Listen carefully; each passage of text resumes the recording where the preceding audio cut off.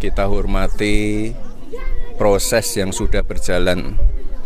Kita hormati independensi KPK.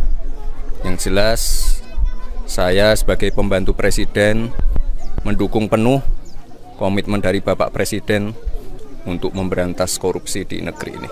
Ya, yuk kita lanjut ke rumah sakit. Siap. Ya, saya sangat mengapresiasi kerja baik dari KPK dan kita semua harus menghormati proses hukum yang ada.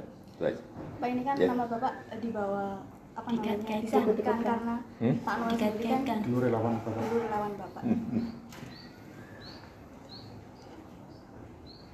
Benar. Terus gimana Pak?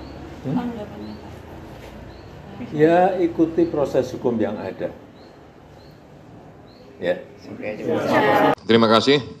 Assalamualaikum warahmatullahi wabarakatuh. Selamat sore, salam sejahtera untuk kita semuanya, salam sehat.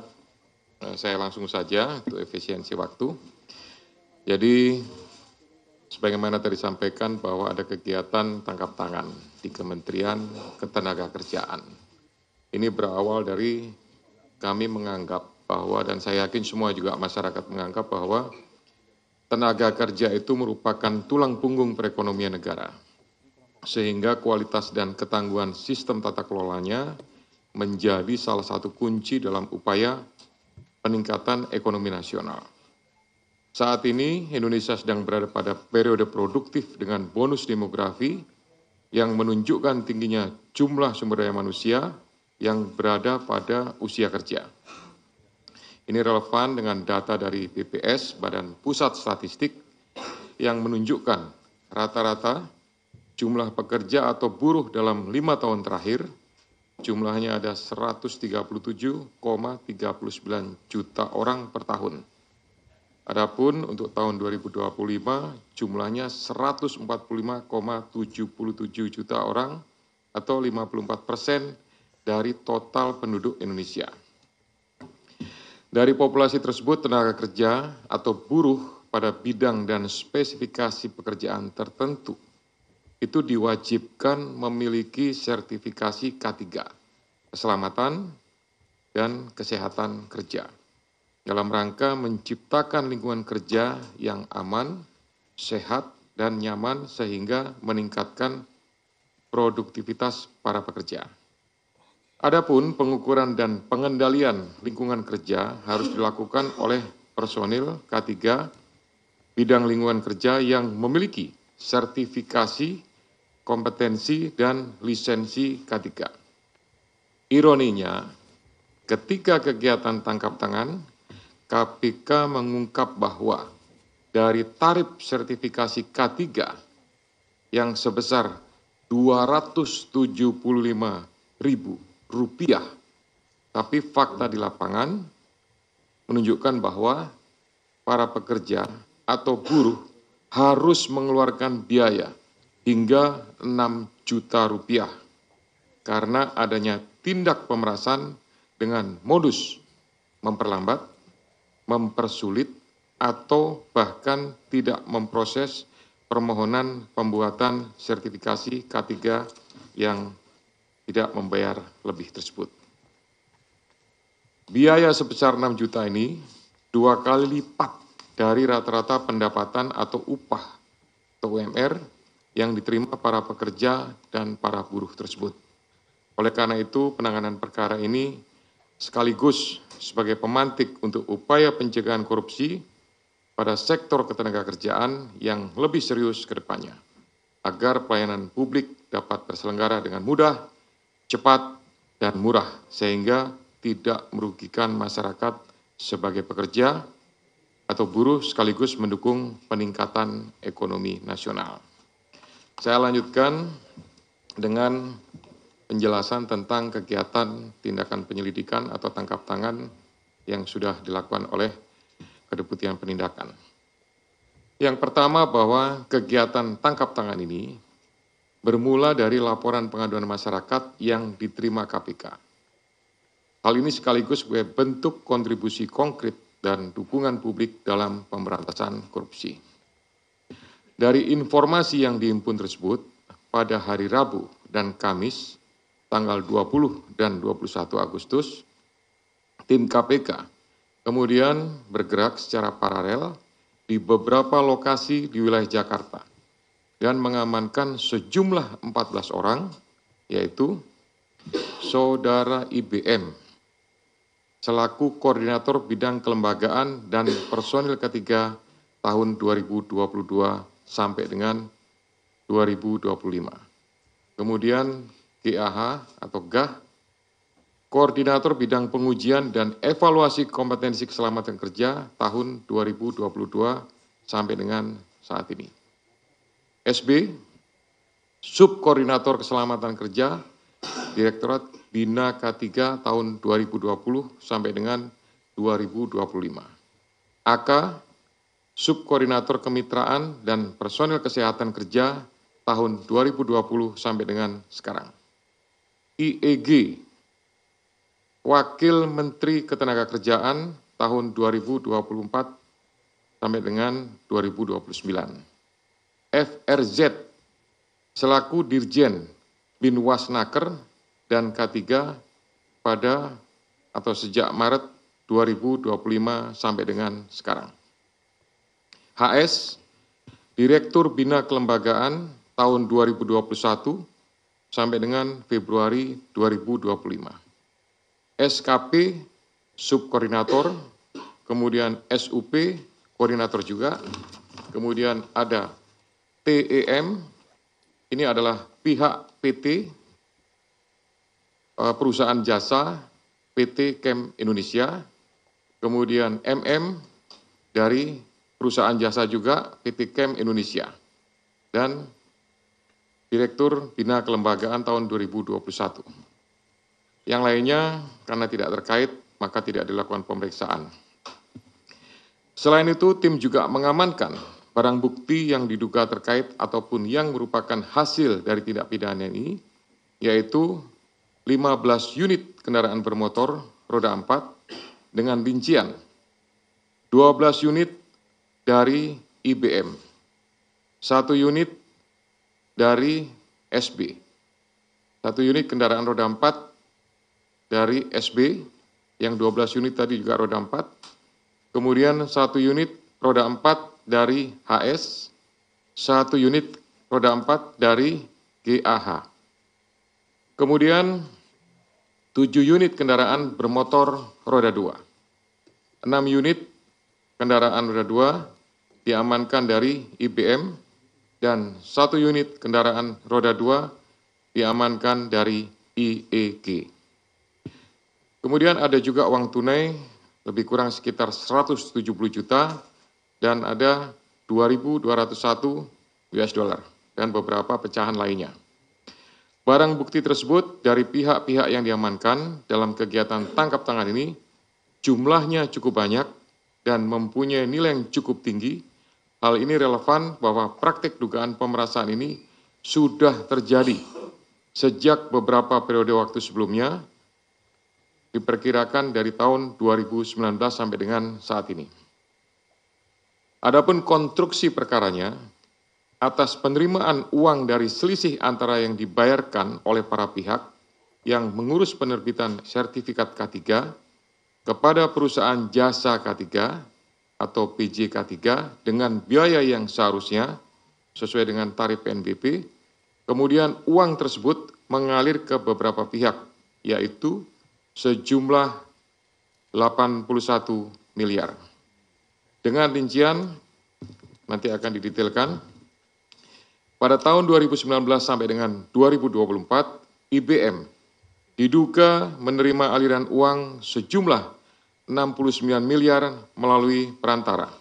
Uang tersebut selanjutnya digunakan untuk belanja, hiburan, DP rumah, setoran tunai kepada GAH, HS, dan beberapa pihak lainnya, serta digunakan untuk pembelian sejumlah aset seperti beberapa unit kendaraan roda 4 hingga penyertaan modal pada 3 perusahaan yang terafiliasi PJK3.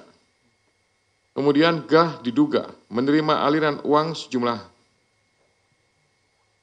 3 miliar dalam kurun waktu 2020 sampai dengan 2025 yang berasal dari sejumlah transaksi, di antaranya setoran tunai mencapai 2,73 miliar, transfer dari IBM sebesar 317 juta, dan 2 perusahaan di bidang PJK3 dengan total 31,6 juta.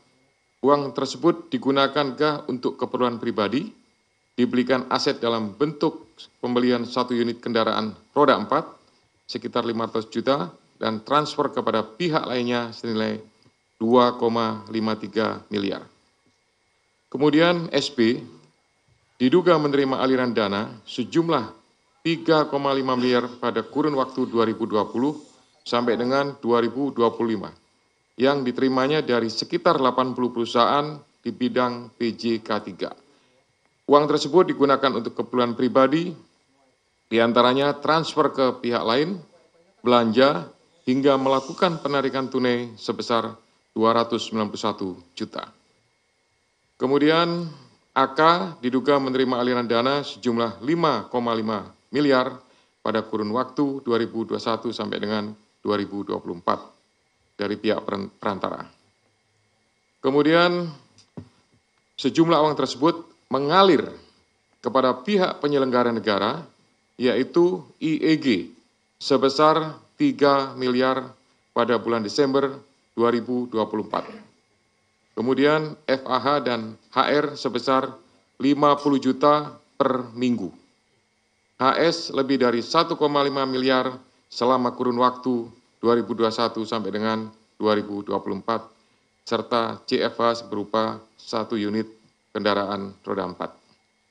Sehingga dalam perkara ini, pihak-pihak yang diduga menerima aliran uang dari PJK3 adalah IBM, kemudian KAH, SB, AK, IEG, FRZ, CFH, HS. KPK selanjutnya melakukan pemeriksaan secara intensif dan telah menemukan sekurang-kurangnya 2 alat bukti yang cukup. KPK kemudian menaikkan perkara ini ke tahap penyidikan dengan menetapkan 11 orang sebagai tersangka, yakni IBM, kemudian KAH, SB, AK, IEG, FRZ, HS, SKP, SUP, TEM, dan MM. KPK selanjutnya melakukan penahanan terhadap para tersangka untuk 20 hari pertama terhitung tanggal 22 Agustus sampai dengan 10 September 2025 di Rumah Tahanan Cabang KPK Gedung Merah Putih. Atas perbuatannya, para tersangka dipersangkakan pasal 12 huruf E dan atau pasal 12 huruf B besar Undang-Undang Nomor 31 Tahun 1999 tentang Pemberantasan Tindak Pidana Korupsi, sebagaimana telah diubah dengan Undang-Undang Nomor 20 Tahun 2001 Yunto Pasal 64 Ayat 1 KUHP, Yunto Pasal 55 Ayat 1 ke 1 KUHP. Demikian penjelasan pointer atau beberapa hal rangkaian daripada kegiatan tindakan penyelidikan tertangkap tangan. Sudah kami tetapkan semuanya. Jadi saya tambahkan ini merupakan sebuah keprihatinan sebenarnya. Ya, aslinya seperti itu. Saya yakin semua pihak merasakan sebuah keprihatinan di saat pengurusan tenaga kerja harusnya dipermudah, tapi kemudian ada sekelompok pejabat yang justru memanfaatkan, mengetahui, membiarkan, bahkan menikmati dan menerima ya uang yang berasal dari pihak-pihak tenaga kerja perusahaan yang kemudian digunakan untuk kepentingan pribadi. Ya, kami berharap tentunya dengan proses penegakan hukum ini akan membawa dampak, akan menimbulkan pengaruh ya terhadap semua pihak, terutama kami juga berharap semua kementerian yang memberikan pelayanan publik, melakukan proses perizinan, ya, itu para menterinya paling tidak campur tangan dan turun tangan untuk melakukan kegiatan pengawasan, ya, sehingga tidak terjadi praktek-praktek yang dapat merugikan masyarakat. Selanjutnya saya kembalikan kepada Jubir, silakan. Terima kasih Pak Ketua yang telah menjelaskan secara lengkap terkait kronologi.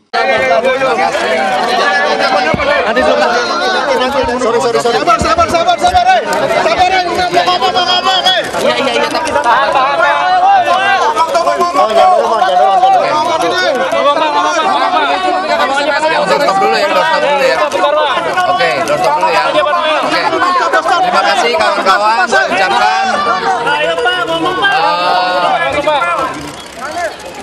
saya ingin sekali pertama saya meminta maaf kepada Presiden Pak Prabowo. Kedua, saya minta maaf kepada anak dan istri saya. Ketiga, saya minta maaf terhadap rakyat Indonesia. Dan saya juga ingin mengklarifikasi bahwa saya tidak di OTT. Pertama itu, kedua, kasus saya bukan kasus pemerasan, agar narasi di luar tidak menjadi narasi yang kotor yang memberatkan saya. Dan kawan-kawan yang bersama saya tidak ada sedikitpun kasus pemerasan. Dan apa yang kami lakukan sangat mendukung sekali apa yang menjadi kebijakan KPK.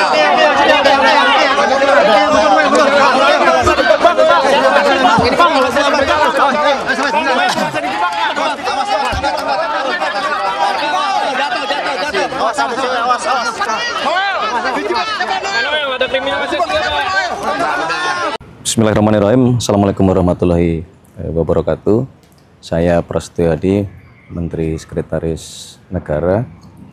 Dalam hal ini ingin menyampaikan berkenaan dengan perkembangan terhadap kasus yang menimpa Saudara Emmanuel Ebenezer yang pada sore hari ini tadi telah ditetapkan sebagai tersangka oleh Komisi Pemberantasan Korupsi.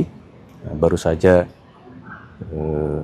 untuk menindaklanjuti hal tersebut, Bapak Presiden telah menandatangani keputusan Presiden tentang pemberhentian Saudara Emmanuel Ebenezer dari jabatannya sebagai Wakil Menteri Tenaga Kerja. Selanjutnya kami menyerahkan seluruh proses hukum untuk dijalankan sebagaimana mestinya, dan kami berharap ini menjadi pembelajaran bagi kita semuanya, terutama bagi seluruh anggota Kabinet Merah Putih dan seluruh pejabat pemerintahan untuk sekali lagi benar-benar Bapak Presiden ingin kita semua bekerja keras, berupaya keras di dalam memberantas tindak-tindak pidana korupsi.